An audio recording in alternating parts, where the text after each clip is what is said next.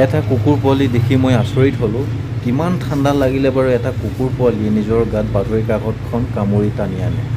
আপোনালোকে চাওকচোন, বহুত ঠাণ্ডা লাগিছে চাগে। এইটো মোক এতিয়া সেইটো ক'ব নোৱাৰে ইমানটো ঠাণ্ডা লাগিছে বুলি, তথাপিতো চাওকচোন বাৰু আপোনালোকে, কিমান এটা মৰ্মান্তিক দৃশ্য। মই ৰাতি ডিউটি কৰি থাকোঁতে এটা কুকুৰ পোৱালীয়ে বৰ আমনি কৰি থকা দেখিলোঁ। গৈ দেখিলোঁ মাকবিহীন এটা কুকুৰ পোৱালি ঠাণ্ডাত কঁপি আছিল। সেইবাবে মই দুখনমান বাতৰি কাকত নি কুকুৰ পোৱালিটোক পাৰি দিলোঁ শুবলৈ, যাতে অকণমান গৰম হয়। সেইবাবে মই পাৰি দিলোঁগৈ। আৰু আমনিও কৰিছে কুকুৰ পোৱালিটো বহুত, যিহেতু নাই, মাকবিহীন এটা কুকুৰ পোৱালি।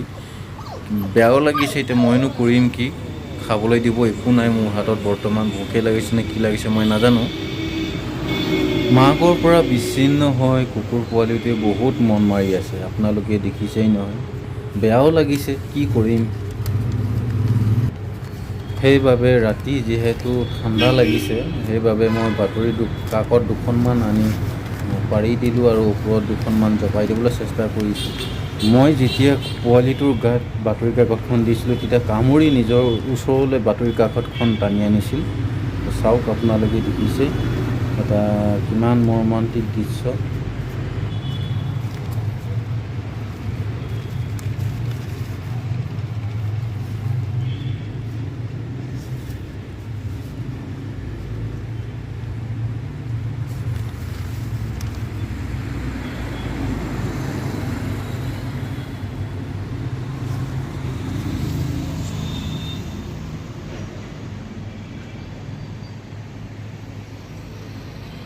অলপ গৰম পাবলৈ বাবে এনেকৈ বাতৰি কাকতবোৰ গাত জপাই দিলোঁ, আৰু অলপ আৰামো পাইছে চাগে।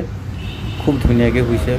মনত বহুত দুখ, মই দুচকুত চাইছোঁ, বহুত মনত দুখ, চিন্তা। এতিয়া ক'ব নোৱাৰি বাবে এনেকৈ আছে, কি কৰিম আৰু। পোৱালিটো ওচৰৰ পৰা আঁতৰি গ'লে মোৰ পিছে পিছে গুচি আহে, কি কৰিম জানো। চাওকচোন আপোনালোকে, মই থাকি দিলে আকৌ ধুনীয়াকৈ শুই থাকেগৈ। আপোনালোকে চাবচোন, দেখিছে নহয়।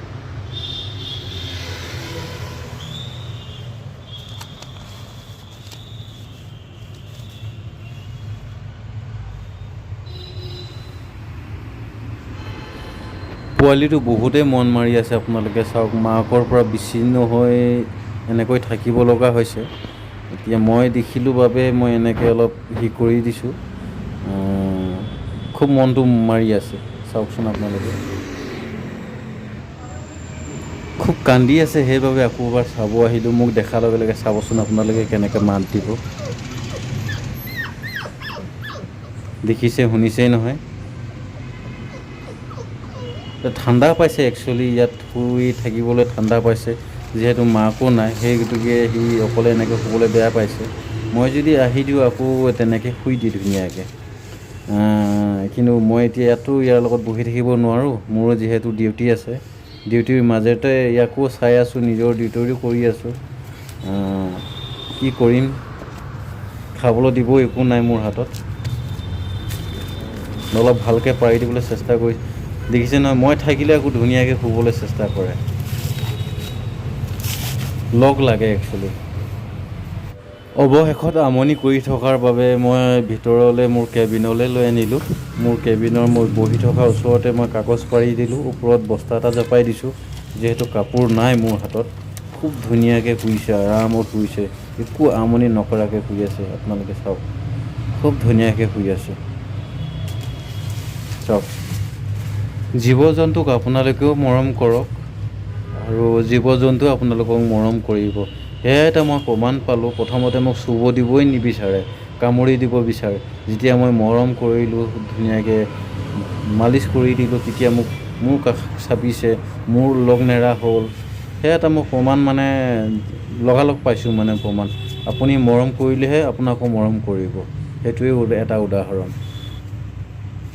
মই যেতিয়া মোৰ কেবিনলৈ লৈ আনিলোঁ, বহুত ধুনীয়াকৈ আছে, বহুত ধুনীয়াকৈ আৰাম কৰিছে আৰু শুইছে খুব ধুনীয়াকৈ।